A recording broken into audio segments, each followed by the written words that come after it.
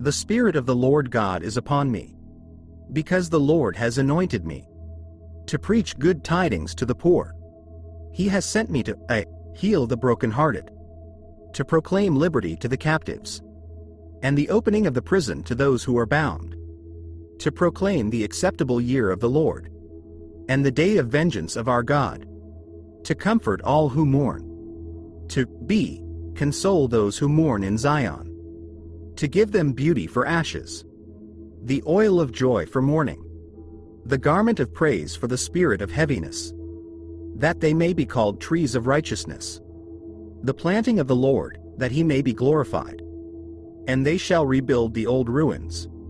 They shall raise up the former desolations, and they shall repair the ruined cities, the desolations of many generations. Strangers shall stand and feed your flocks, and the sons of the foreigner shall be your plowmen and your vinedressers. But you shall be named the priests of the Lord.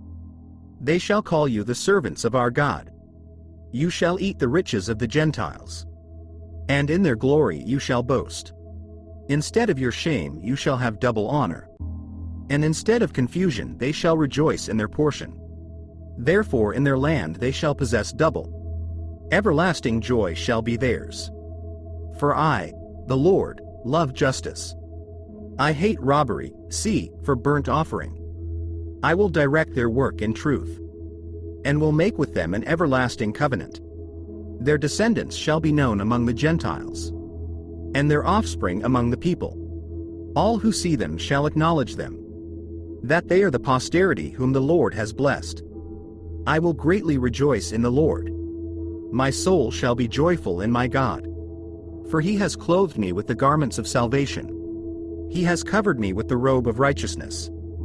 As a bridegroom decks himself with ornaments, and as a bride adorns herself with her jewels.